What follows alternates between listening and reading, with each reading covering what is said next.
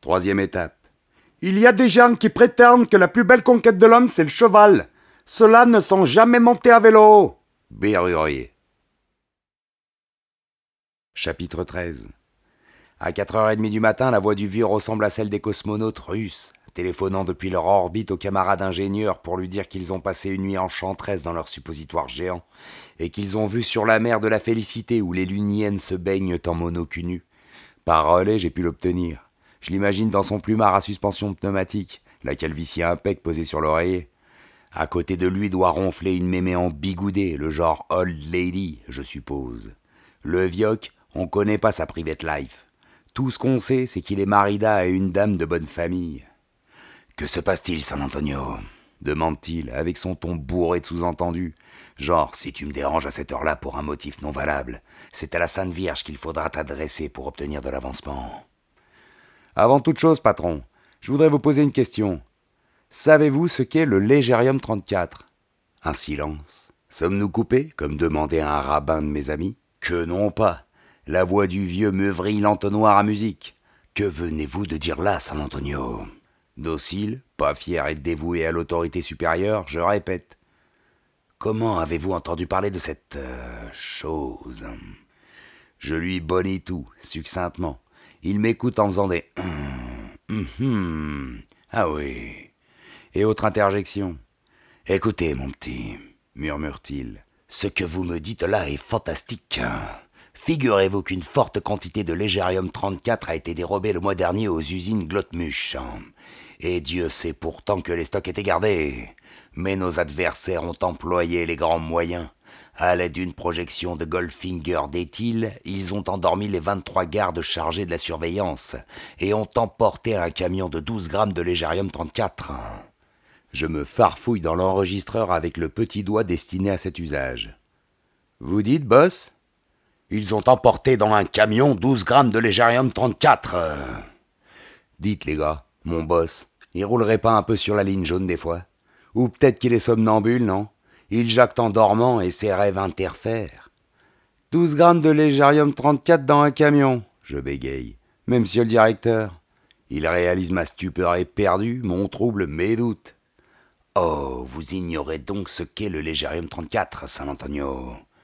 Je n'ai jamais ignoré quelque chose à un tel point, patron. Nos savants ont mis au point un alliage absolument fabuleux qui, tout en ayant la résistance de l'iridium, possède la légèreté du duvet.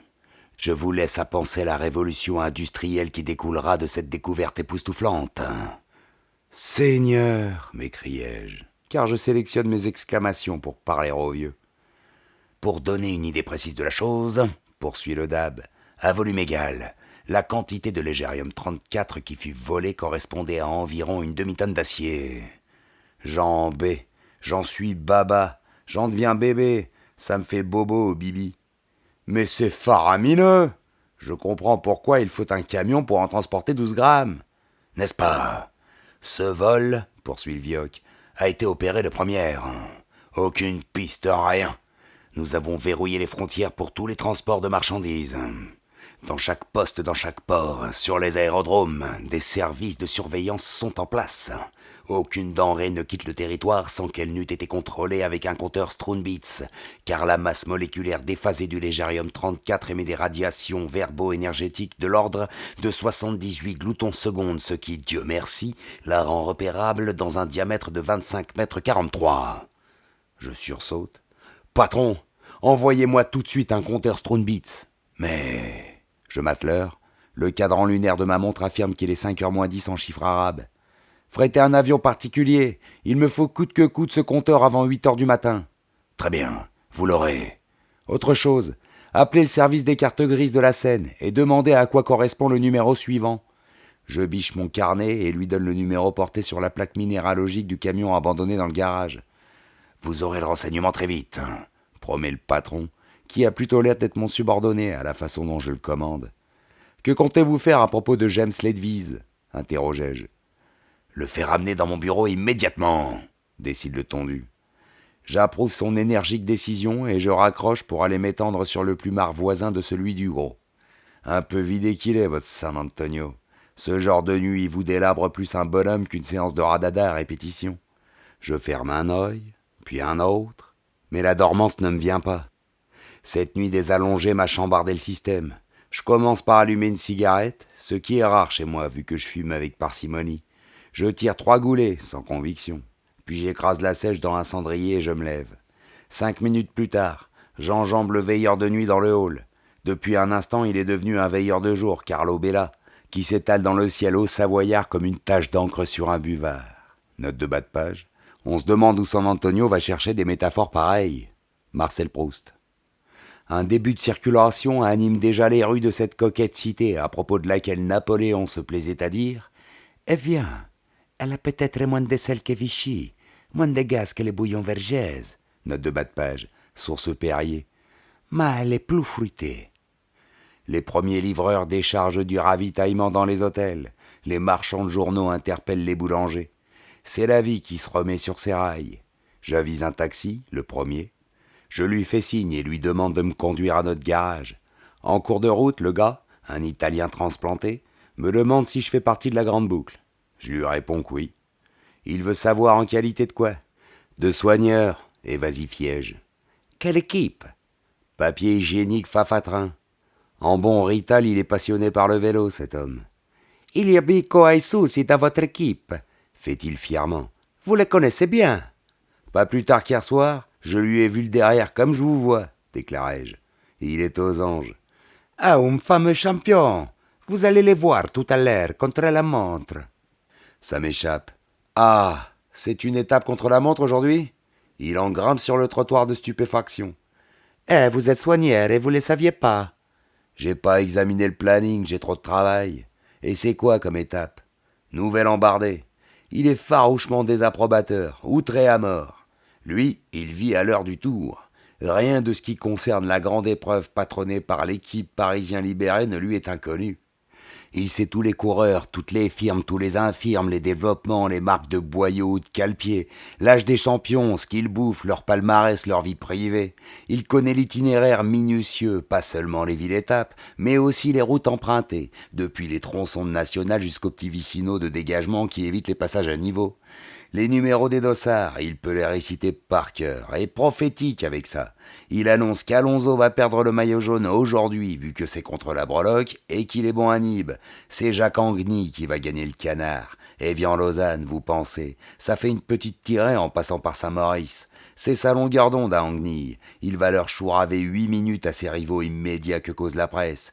Et ensuite, dans l'Alpe homicide, ça se tirera à la bourre vilain avec le Condor pyrénéen et Coursidor. Lui, le taximan, il voit le déroulement ainsi. Dans les Alpes, Alonso récupère son maillot d'or. Ensuite, dans la seconde étape contre l'attaquante, Anguigny se le rechoppe. Mais l'équipée pyrénéenne verra le triomphe de Coursidor en fin de compte. Il sera battu sur son propre terrain, l'Espanche. Néanmoins, le chauffeur ne repousse pas l'intervention d'un outsider comme son compatriote Bico Aizouzi ou comme le jeune Richard Pini qui endossa la glorieuse défroque au cours de la première étape. Un visionnaire, je vous dis, ce taxi matinal. Il a plus d'un Tour de France dans son sac à prévision. Tout en parlant, j'arrive au garage. La foule poulardienne qui y grouille indique que le drame a été découvert. On a embarqué les cadavres. Des mecs de l'identité prennent des photos et mesurent on ne sait quoi avec des décamètres et des airs graves. Vous désirez m'arrête un agent. Équipe Fafatrin, je me présente. Je viens chercher le camion de vélo pour la mise au point. Du coup, il est intéressé. Alonso Giro, le maillot jaune. Et de chez vous, hein? Et comment? C'est le plus beau fleuron à notre couronne que la terre ait jamais porté. Il va le conserver longtemps? Jusqu'à ce soir, annonçai-je. Il attend un rasurel fourré qu'on lui a promis pour la traversée des Alpes. Ça lui tiendra plus chaud que le maillot jaune, la santé avant tout. Il rigole. C'est parisien. Il fait comme ça. Il y a deux sortes de provinciaux. Celles qui admirent les Parisiens, qui leur trouvent du bagou, de l'esprit et de l'élégance, minoritaires, et celles qui les traitent de matu-vu, de chauffards, de bluffeurs et de penzizi. L'agent appartient à la première sorte. Rendons-en grâce à Dieu. J'escalade la cabine du camion amené par les malfrats de la nuit et je quitte le garage avec mon chargement de bécane. Je tombe de sommeil, mes petites reines. Ce qu'il ferait bon de se pelotonner dans vos bras parfumés pour en concasser un peu. Je range le camion devant l'hôtel et je m'offre une douche glacée. Un bol de café noir achève de me redonner le tonus souhaité. Les clients de l'hôtel se mettent à remuer. On entend gazouiller les tuyauteries et les baignoires entonnent leur tyrolienne du matin. La standardiste de l'hôtel fourbit les gogues avec une serpillière lorsque je m'annonce dans son domaine afin de lui demander la communication avec l'hôpital de Dijon. À cette heure, le bigophone est un enchantement. Dans cette société engorgée qu'est la nôtre, le petit matin est un moment encore préservé pendant lequel on peut téléphoner sans attendre et conduire sans encombrement. J'obtiens l'hosto dans les 30 secondes qui suivent et une dame à l'organe maussade me passe une personne qui m'en passe une autre, qui va en chercher une quatrième, qui m'apprend que le sieur Lameringue a recouvré ses esprits, qu'il est hors de danger et qu'on l'a reconduit à l'infirmerie de la prison. Voilà toujours un point d'acquis, Lameringue vit. Et étant vivant, il pourra nous donner la raison de son suicide manqué. À travers la vitre, j'aperçois le mystérieux camion bourré de vélos plombiers, et je me triture les cellules pour essayer de comprendre. Des tueurs ont débarqué dans un garage, en pleine nuit, avec ce camion. Ils ont agressé et ligoté le gardien, donc ils avaient quelque chose de particulier à accomplir là. Quelle bizarre besogne s'apprêtait-il à exécuter avec les vélos, le défourailleur et le boucher, au moment où notre arrivée inopinée a chamboulé leur programme? Je ne suis pas très riche, mais je donnerais bien la moitié de ce qu'il y a dans votre portefeuille pour le savoir. Vous désirez un autre numéro me demande la bigophoniste, plus affable que La Fontaine. Intérieur, celui-là, réagis-je. Sonnez-moi la chambre de monsieur Méun-Rayon, le directeur sportif de l'équipe Pafatrin. Elle consulte le tableau et fait un coup de drelin à Jeannot. La voix sèche de l'ancien champion part comme une allumette frottée dans la trompe de la dame standarde. Qu'est-ce qu'il y a, quoi, merde? On vous cause se hâte-t-elle de battre en retraite. Soyez pas mal embouché de si bonheur, Jeannot, dis-je à mon interlocuteur. Le soleil rosit l'horizon, et les oiseaux gazouillent dans les arbres de la place. Tout respire la joie de vivre, excepté une foutue voix de Mélécasse. Oh, c'est vous, me reconnaît-il. Vous savez l'heure qu'il est? Au 4e top, il sera exactement 5h44, messire Jehan. Je sais que vous avez besoin de sommeil pour mener vos archers de la pédale sur les chemins de la gloire et de la Suisse, mais il se passe des choses graves et il conviendrait que nous eussions de toute urgence une conversation. Dac, montez. Je monte. Le temps pour moi de gravir les 2 étages et je le trouve déjà équipé en train de se raser. Parce que c'est une des particularités de Méun-Rayon, il fait sa toilette seulement lorsqu'il est habillé de pied en cap.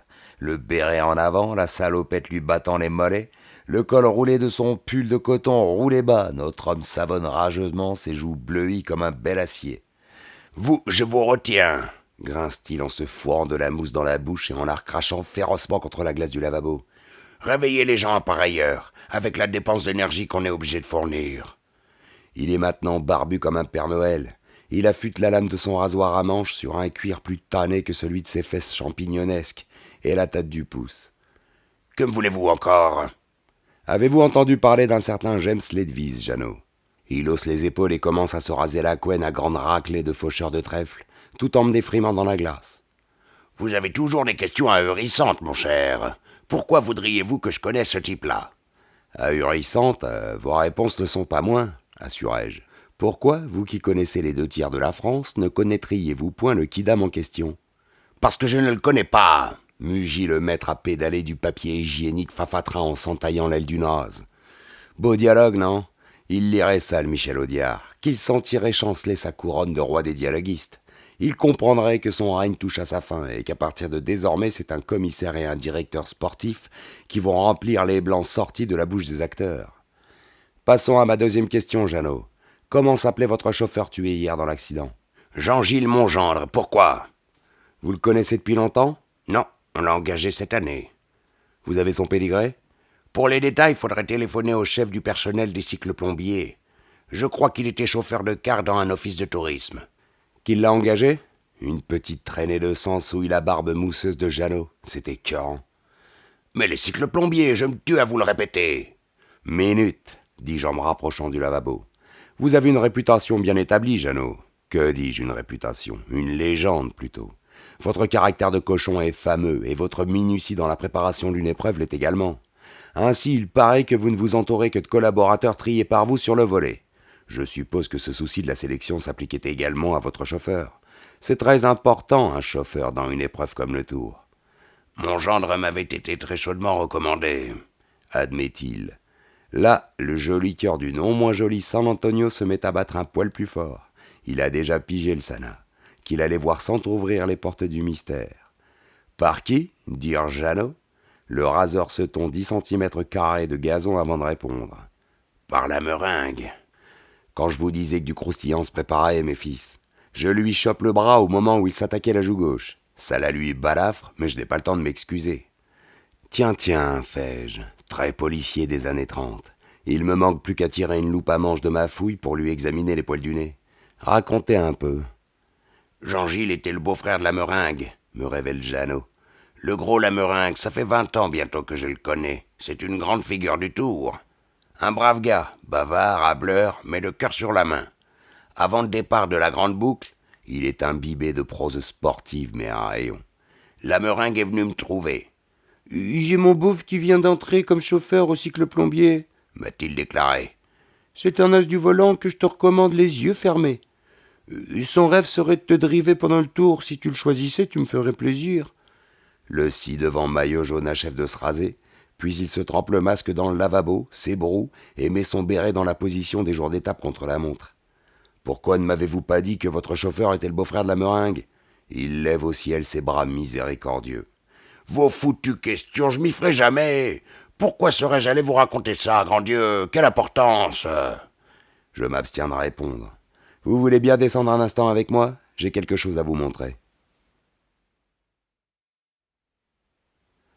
Je rabats, note de bas de page, comme on dit au Maroc, le plateau du camion. Montez, Jeannot. Il me regarde, louche sur l'intérieur et constatant qu'il s'agit de vélo, escalade le marchepied du véhicule. Comme je m'apprête à le suivre, un gros mal réveillé qui sent la savonnette à la fougère surgit et m'informe qu'on me demande au téléphone. « Regardez ces bécanes bien à fond, » recommandai-je à Jeannot. « Nous en parlerons. » C'est le vieux. Sa voix s'est revivifiée. « Bon, j'ai du nouveau, San Antonio, » m'attaque-t-il billant en boule. « Primo, le camion dont vous m'avez donné le numéro appartient à notre Vise. Mais celui-ci en avait déclaré le vol il y a 2 semaines. Bizarre, non? » ?»« Pas du tout, patron. S'il préparait un coup fourré à bord du dit véhicule, il entendait pouvoir dégager sa responsabilité en cas d'échec comme ça a été le cas. Son calcul était bon.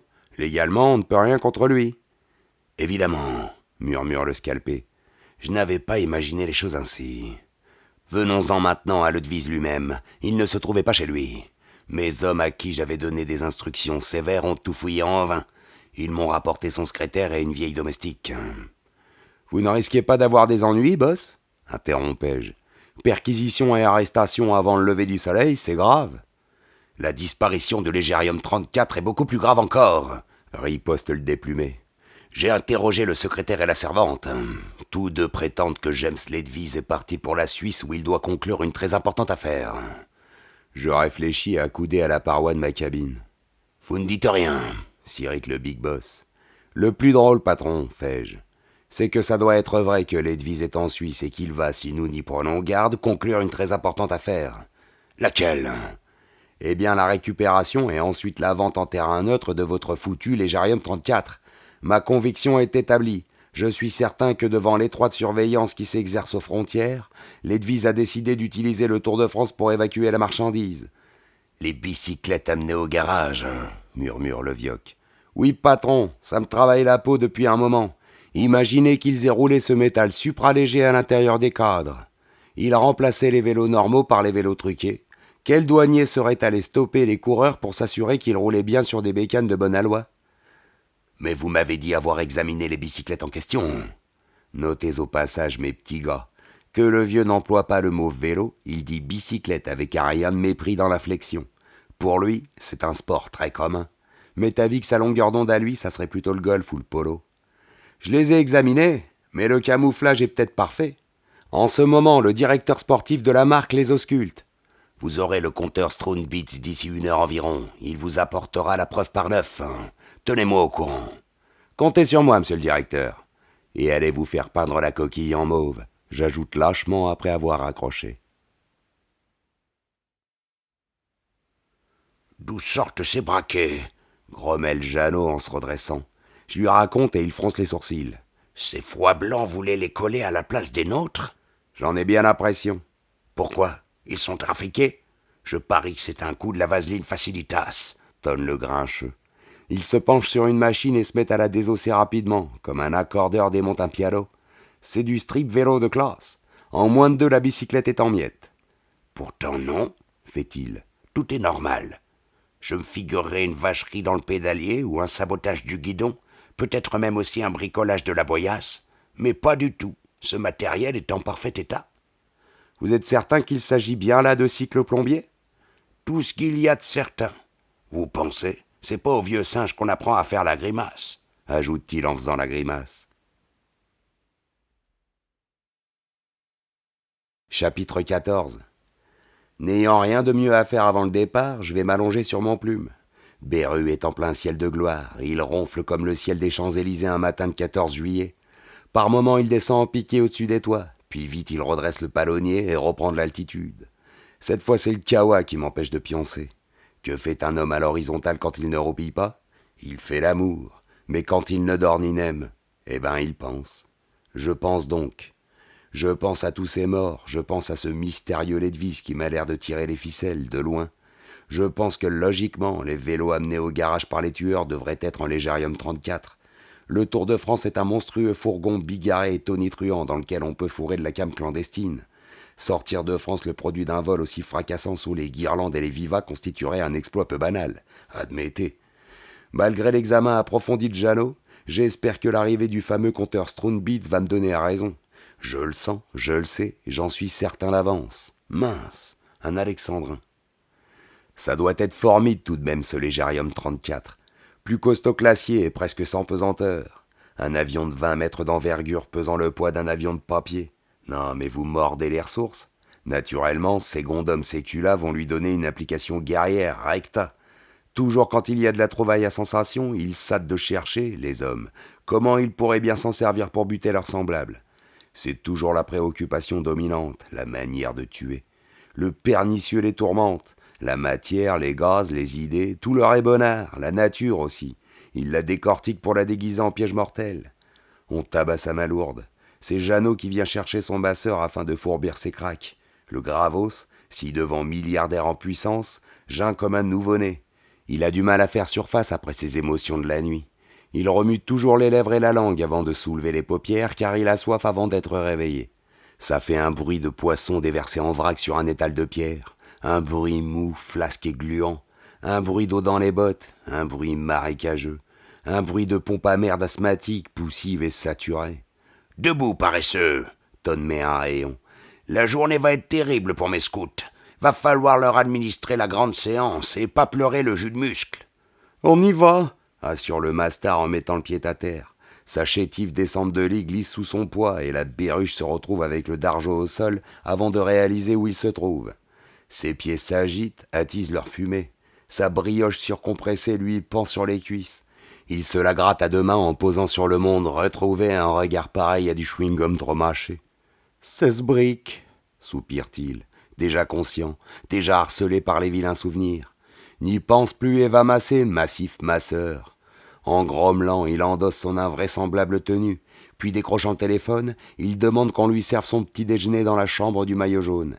Il exige, à la place du café au lait complet, une bouteille de Côte du Rhône, une omelette de 6 œufs, un saucisson à l'ail, un beau morceau de roquefort et des oignons blancs. Dès qu'il a quitté la chambre, je m'endors. Et dès que je suis endormi, la réception me réveille. « Il y a là un monsieur qui arrive de Paris pour vous apporter une commission », m'informe le préposé. J'aimerais bien solutionner cette histoire à Lausanne, moi. Si j'y parvenais, je me paierais une chouette journée lézardeuse sur la rive suisse du Léman. J'adore le vaudois. La vie y est restée potable, bonne à déguster. Je me paierais bien une petite Suissesse, pas du tout dans le style Valérie, non, mais au contraire, une gamine peu compliquée, aimant qu'on lui parle d'amour en termes choisis et qu'on le lui fasse simplement. Une blonde, ou bien châtain clair de préférence, avec des yeux admiratifs et une bouche qui ne s'ouvre pas pour déconner, mais pour héberger. J'accomplis quelques flexions de jambes, je me passe un peu d'eau fraîche sur le museau et je dégringole afin de réceptionner le fameux compteur Stroonbeats. C'est déjà bourré de populo dans le hall. Tout le monde a endossé sa tenue grande boucle, les coureurs, les suiveurs, les soigneurs, les admirateurs, les encourageurs, les journalistes. La kermesse est repartie. Les plus mal classés du classement général doivent déoter les premiers. Malheur aux obscurs, aux sans grades, aux porteurs d'eau. C'est eux qui doivent se lever tôt, puisqu'ils partent déjà alors que les cracks pioncent encore. Ils ont quelques heures de sommeil en moins, ce qui n'arrange pas leurs affaires. Je les regarde avec estime et compassion, la visière de la casquette relevée, les poches du maillot bourrées de provisions, avec leurs jambes hyper musclées et un peu torses, leurs gants sans doigts et leurs numéros épinglés dans le dos. Ils sentent l'embrocation et déjà la sueur. Ils me font penser à des chevaux. Leurs énormes mollets n'ont rien d'humain. On les regarde distraitement. Les familiers les plaisantent, style « Tu as fait installer un moteur à 2 temps sur ta brouette, Lulu, pour éviter la disqualification !» Personne ne leur demande d'autographe, sinon le type qui tient le registre de contrôle. Ils sont là pour faire nombre et pour servir de poussoir aux champions. Parfois, l'un d'eux tente dans une étape trop morne l'échappée solitaire qui sortira un instant son nom de l'ombre. C'est ça, la chance des passeurs de roues, des haleurs de champions en méforme, des sacrifiés de la route. Mais cette gloire d'un jour est oubliée le lendemain. Il est retourné grossir le gros troupeau anonyme et le regard fixé sur la route galopante, le dos voûté, avec sa visière sur la nuque et sa bouche écumante. Il passe sous des bravos qui ne sont pas pour lui. « Où est-il le monsieur qui me réclame » lançai-je au réceptionnaire. « Il cause avec le chauffeur des sièges si d'aune dans le salon. » Je passe la porte vitrée séparant le hall de ce dernier avec d'autant plus d'aisance qu'elle est ouverte à 2 battants, et qu'avisai-je, discutant avec un gaillard en combinaison bleue. Pinot avec une énorme sacoche de cuir en bandoulière. Pas le Pinot de tout le monde, certes, puisque celui-ci est en pyjama. Il achetait un vieil impair verdi par-dessus, a chaussé des bottes basses en caoutchouc et coiffé son vieux bitos flétri. Il n'est pas rasé, sa repousse grisâtre sur ses joues creuses. Il sourit angéliquement à son interlocuteur, tout en tétant un mégot éteint dont le papier est plus brun que le tabac. « Sana, fait-il en m'apercevant, permets-moi de te présenter mon vieil ami Juste un doigt, avec qui je faisais des courses cyclistes dans ma jeunesse. » Car il a tout fait, Pinuche, dans sa jeunesse. Il a été footballeur, comédien, musicien, artiste lyrique, prestidigitateur, aviateur, écuyer, cycliste. Il a expérimenté les premiers pédalos, les premiers yo-yo et les premiers pantalons de golf. Un pionnier, un défricheur. Le camarade Juste un doigt me tend juste un doigt maculé de cambouis. « On se connaît de vue, » fait-il avec un rien de hargne et de grogne dans le ton. « Vous êtes dans l'équipe des Fafatrins ?»« Yes, et vous dans celle de la Vaseline Facilitas ?» observai-je sans grand mérite, puisque le mot Facilitas s'étale sur sa poitrine en caractères grands comme ça. Pinot, l'attendri, le moite, le remâcheur de passé, le rumineur de vieux faits d'armes, poursuit en s'essuyant la paupière, toujours crémeuse dans les angles vifs. « Ma spécialité à l'époque, c'était le sprint. Tu te souviens, Juste, comme j'étais fort au sprint ?»« Tellement fort qu'on t'avait baptisé le mollusque, Pinuche !» s'exclame l'autre. « Faut pas pousser la carriole dans le fossé, mon pote. T'avais pas la pédale farouche, et dès qu'un raidillon se présentait, fallait des cordes à bœuf pour te tirer. » Vexé, le Pinuche se rebiffe. « Tu m'excuseras, mais j'ai tout de même fait 2e dans Orvilliers, Prunay-le-Temple. »« Parce que tu avais pris un chemin de traverse et pomme à l'huile, et que le dirlo de la course n'y a vu que de chi, vu qu'il montait en guingue avec une petite crémière de la contrée.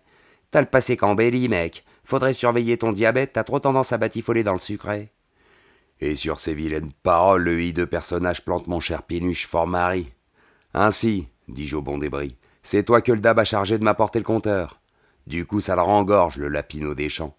Il a pensé que tu aurais probablement besoin de renfort et il a voulu faire d'une pierre deux coups. C'est une louable attention, mais était-il vraiment nécessaire que tu vinsses en pyjama ? Il se regarde dans la grande glace au cadre mouluré du salon. Je vais t'expliquer. Le téléphone a sonné, je dormais. J'ai pris le message du vieux en pleine vapeur. Je me suis vêtu comme un somnambule, et c'est seulement en arrivant à Villacoublay où un avion m'attendait que je me suis aperçu de ma mise. L'avion m'a déposé à Genève où un hélicoptère a pris le relais. Passe un peu ta sacoche ? Je déboucle le couvercle de cuir. À l'intérieur se trouve un appareil noir avec plein de cadrans et de boutons. Un mot est écrit sur la face interne du couvercle. L'appareil est branché. Lorsque du Légérium 34 se trouve à moins de 30 mètres, une sonnerie se déclenche, qui va croissant à mesure que la source de radioactivité se rapproche. Allons expérimenter cette merveille, dis-je, et je me rends près du camion. Le compteur Strone-Beats ne fait que confirmer les dires de mes rayons. Ces vélos sont honnêtes. Pas la moindre sonnerie, pas le plus léger tic-tac, pas l'ombre d'un frémissement. Les aiguilles des cadrans restent immobiles. En voyant ma bouille contrite, Pinuchet s'inquiète. « Tu parais déçu ?»« réponds-je laconiquement. « Mais t'avis que tu as fait le voyage pour Balpo. »« Ça m'aura toujours valu le plaisir de te voir, » gentilise le fossile. « Je prendrai bien un café. » Nous allons au bar de l'hôtel. J'accroche la lourde sacoche au porte-manteau et vais m'abattre sur une banquette aux côtés de mon coéquipier. « Et Beru, ça marche son boulot de masseur ?» demande le chétif en rallumant impitoyablement un coin de sa moustache au lieu de son mégot. La flamme fumeuse de son pauvre briquet lui noircit le nez.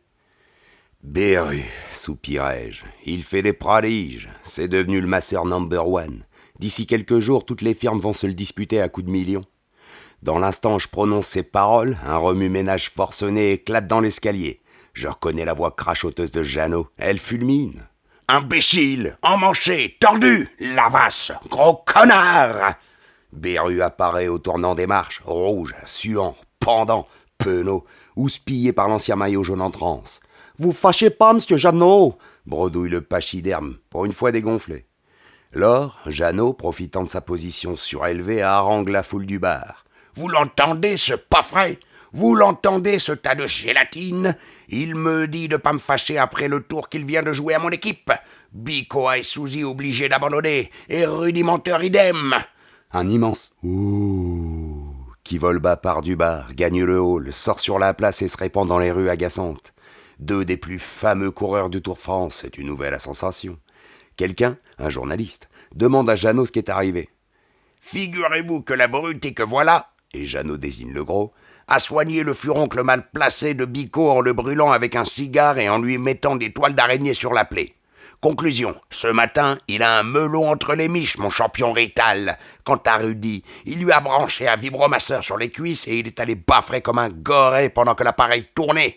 Quand il lui a enlevé, l'autre était entamé comme une pièce de bœuf. Rudy, vous le savez, il est allemand à ne plus en pouvoir. Ils sont indolores, les Allemands, autant que des poissons. Il lisait l'Hamburger Zeitung, il se doutait de rien. Le sang pissé, il en a perdu au moins un demi-litre. Si je me retenais pas, je l'assommerais, ce gros malpropre. Beru en a les larmes aux yeux. Après avoir perdu 16 millions au cours de la nuit, le voici qu'il perd sa place. Avouez qu'il tient une vilaine série, le cher homme.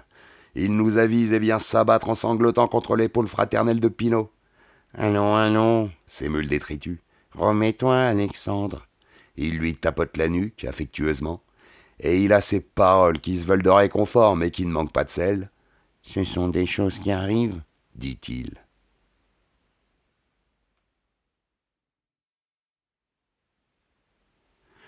On vide une bouteille de muscadet, le breuvage d'élection de Pinuche, pour se redoper le mental. Rien de tel que le vin à blanc pour chasser les idées noires. Un barman s'approche de notre groupe et, s'adressant à Pinot, demande « C'est à vous, la sacoche de cuir au porte-manteau, hein ?»« Oui, » répond le branlant. « Vous avez un réveil matin ou quoi dedans, hein ça carillonne sans arrêt, hein ?» Je bondis, je m'effare, je m'affaire, je m'efforce, je m'extirpe de la banquette, je m'exclame des choses, je m'évacue en vitesse vers la sacoche de cuir. Ça carillonne mochement dedans. Je mate les compteurs, les aiguilles du Stroonbeats paraissent complètement dingues. Je mets la bretelle de la sacoche sur mon épaule et je quitte le bar. La sonnerie se fait plus stridente, plus précipitée. Elle gueule tout ce qu'elle peut. On dirait que le sac de cuir abrite 12 réveils matins, 14 téléphones et 8 passages à niveau en délire. Me v'là dehors, je mate autour de moi. Les gens me regardent, je leur souris niaisement comme l'abbé Jouvence, le confesseur de Marcel E. Grancher. Je cherche, ça grouille. Je vais sur la gauche, la sonnerie baisse d'intensité. Je reviens sur la droite, ça vrombit en force, ça éclate, ça ulule, ça pullule, ça virule, ça vérole, démentiel. À s'en faire cimenter les cages à miel, à s'y coller de la cire à cacheter, du chewing-gum, des nouilles trop cuites, de la polenta, de la farce d'escargot, n'importe quoi d'épais, de malléable, qu'on puisse boucher, qui rend étanche. Je me dirige vers un coureur de l'équipe Fafatrin, lequel, assis sur la margelle de la fontaine, est en train de régler la hauteur de sa selle. Il s'agit d'un coureur belge, Aloïs Vente dans les voiles, un solide équipier, 16 fois vainqueur de la fameuse classique Bruxelles-Bruxelles via Bruxelles. Je drive ma sacoche jusqu'à sa bécane, il devient complètement fou, mon compteur Stroonbeats. J'appuie sur le bouton marqué stop et le bruit cesse, plongeant nos ouïes chauffées à blanc dans un bain d'huile. « Qu'est-ce que ça est ?» demande Aloïs. Mon jas qui se prenait pour Armstrong, éludai-je. Où as-tu pris ce vélo, Aloïs ? Il me mate avec des yeux déroutés, bouffés par la surprise et l'incompréhension. Mais au camion, hein ? Me dit-il en me désignant la fourgonnette dans laquelle j'ai terminé l'étape de la veille en compagnie de mes un rayon. Ramène ton braquet où tu l'as pris, Aloïs. Il a été saboté par une marque concurrente. Vous devez utiliser les cycles contenus dans le camion en stationnement devant l'hôtel. Comme il a des doutes, je lui montre ma carte. Police du Tour, mange pour lui calmer l'étonnement. Fais ce que je te dis. Là-dessus, je m'approche du fourgon fafatrin. À peine ai-je appuyé sur le déclencheur du Stroonbitz que le vacarme me reprend. Alors je cavale bide au sol jusqu'à l'hôtel. BAU, dis-je au gros. Ça y est, j'ai découvert le poteau rose. Les tueurs d'hier avaient eu le temps de changer les vélos truqués contre les bons, et c'était des vélos normaux que nous avons trouvés dans leur camion.